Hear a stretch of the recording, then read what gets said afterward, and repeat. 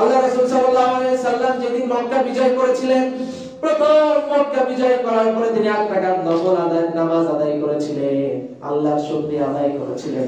এরপর আল্লাহর নবী বলেছেন, যে ব্যক্তি নিজের দেশকে ভালোবাসবে, নিজের দেশের জন্য শহীদ হবে, তাকেও আল্লাহ শহীদ মর্যাদা দিবে। আর শহীদ মর্যাদাটা কি? সূরা তাওবার 111 নম্বর আয়াতে আল্লাহ বলেছেন, ইন্নাল্লাহা আশতারা মিনাল মুমিনিনা আনফুসাহুম ওয়া আমওয়ালাহুম বিআন্না লাহুমুল জান্নাহ। আল্লাহ পাক রব্বুল আলামিন বলছেন, নিশ্চয় মুমিনদের জান এবং মালকে আমি কিনে নিয়েছি জান্নাতের বিনিময়ে। এরপরে আরেকটা হাদিসের মধ্যে আছে, দেখেন সহিহ বুখারী 6170 নম্বর হাদিস।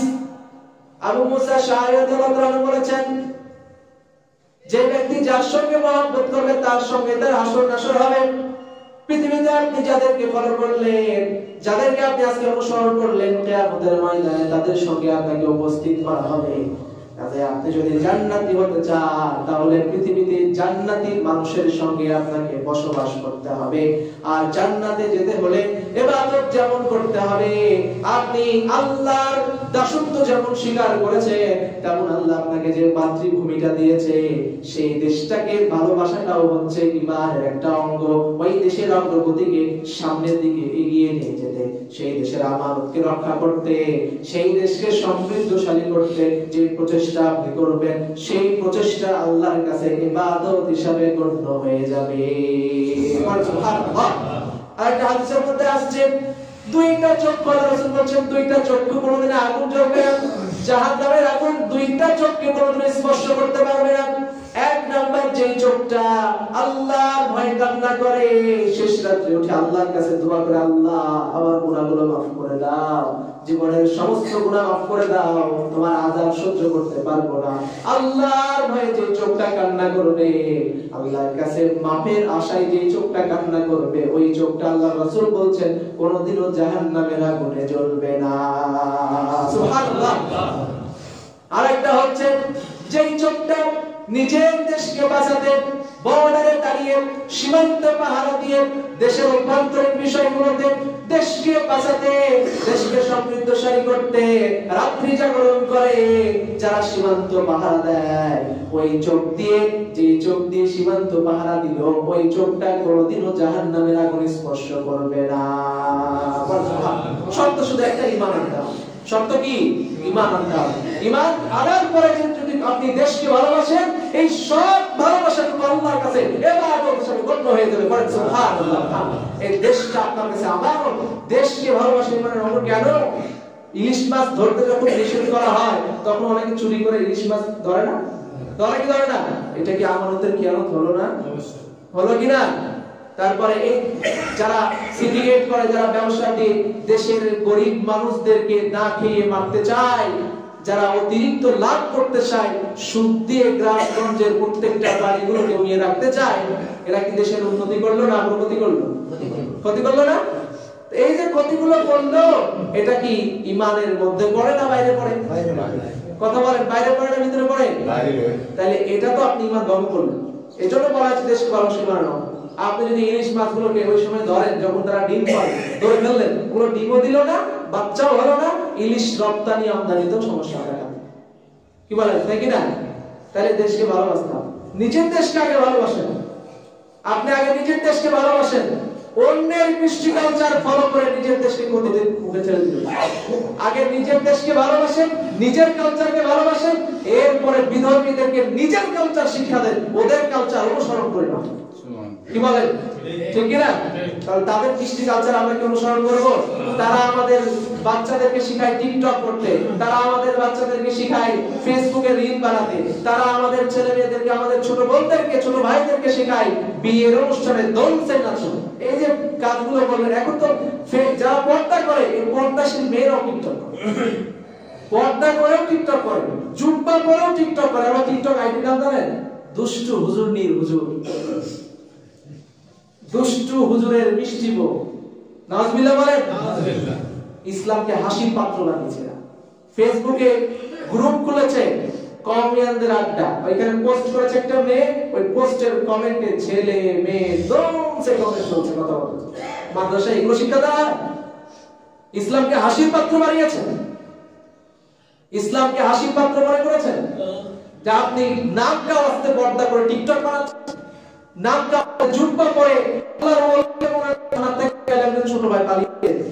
টিকটক ডান্সের টিকটক, হোয়াট ইজ দিস? কি এগুলা? আপনি বলছেন যে আগামী ভবিষ্যৎ অনেক সুন্দর হয়ে যাচ্ছে, হ্যাঁ আমাদের দেশ খুব সুন্দর। Whatever, it's not possible.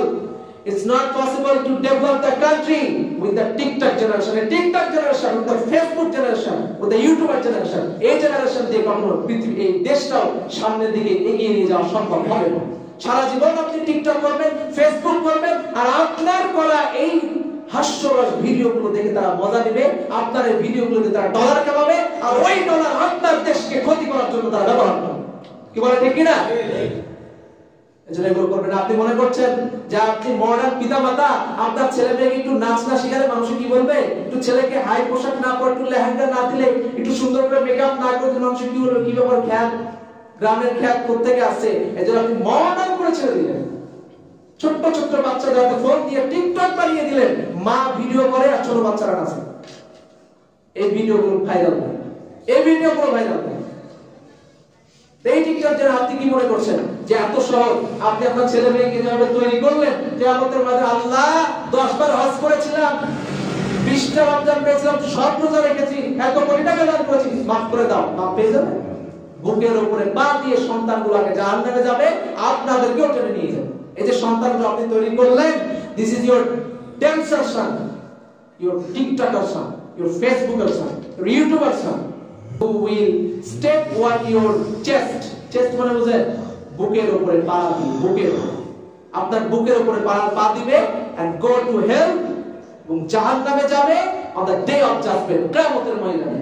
সেই দিন আপনার সন্তানও জাহান্নামে যাবে আর আপনাকে পিছন থেকে টানতে টানতে জাহান্নামে নিয়ে যাবে। কিয়ামতের ময়দানে আল্লাহর সামনে যখন দাঁড়াবে, আল্লাহ আমাকে জাহান্নামে দেওয়ার আগে আমার বাবা আমাকে একটু এনে দাও, আমার বাবা মা তো আমাকে বলে নাই বাবা পর্দা করে টিকটক করতে হয় না, বাবা জুব্বা পরে টিকটক করতে হয় না, আমার বড় ভাইকে এনে দাও, যে আমাকে তো বলে নাই যে আমার ছোট বোন, হে আমার ছোট ভাই এগুলো করো না, এগুলো ইসলাম বিরোধী কাজ, কাজে ওরা আমাদেরকে শিক্ষা দেয় না, আজকে ওদেরকে এনে দাও, ওদের বুকের উপরে পা দিয়ে আজকে জাহান্নামে। সেই দৃশ্যটা কেমন হবে? সহ্য করতে পারবেন? কাজেই শুধুমাত্র জান্নাতে আমরা যেতে চাই, কি বলেন তাই কিনা? যেতে চাই কোথায়? জান্নাতে। জান্নাতে যেতে চাইলে শুধু ইবাদত করা দরকার এবং আমল, কি বলেন তাই কিনা? ঈমান এবং আমল, ঈমান এবং আমল। আর দেশটাকে ভালোবাসাটাও ঈমানের অঙ্গ। দেশকে সামনের দিকে এগিয়ে নিয়ে যাওয়া, এটা আল্লাহর ইবাদত। কাজেই সব মিলিয়ে আমরা আমাদের দেশটাকে সাজাতে চাই। আর এই দেশকে যদি সত্যিকার অর্থে একটা সমৃদ্ধশালী দেশ হিসেবে গড়ে তুলতে চান, এই দেশে ইসলাম কায়েম করতে হবে। হুজুর আপনি বলেছেন হ্যাপি নিউ ইয়ার পালন করা যাবে না, করব না, কিন্তু পহেলা বৈশাখ ধরছে চালাবো না, না ওইটাও আপনি তাদের অনুসরণ করে করবেন, ওইটাও হবে না। আপনি প্রতিজ্ঞা করেন এই দেশকে আমরা ইসলাম দিয়ে সাজাতে চাই, কি পারবেন তো ইনশাআল্লাহ? ইসলাম যদি এই দেশে কায়েম হয়ে যায় পৃথিবীতে, এই দেশটা আল্লাহর জান্নাতে পরিণত হবে ইনশাআল্লাহ। ইনশাআল্লাহ বলেন। এই দেশে ইসলাম কায়েম করতে চান তো ইনশাআল্লাহ? এই দেশে ইসলামী শাসন ব্যবস্থা দিয়ে আমরা বিশ্বের কোন দেশের কাছে আর হাত পাততে চাই না, কি বলেন ঠিক কিনা? এই দেশকে সামনের দিকে আমরা এগিয়ে নিয়ে যেতে চাই। এই বাংলাদেশকে, আমাদের এই সোনার বাংলাদেশকে পৃথিবীর মানচিত্রে একটা উন্নত দেশ হিসেবে আমরা গড়ে তুলতে চাই, কি বলেন ঠিক কিনা? কাজেই এই মুহূর্তে আমাদের একমাত্র লক্ষ্য, উদ্দেশ্য, টার্গেট যেটাই বলেন, একমাত্র কাজ হবে এই দেশে যত দ্রুত সম্ভব ইসলাম কায়েম করতে হবে, কি বলে থাকবে ইনশাআল্লাহ।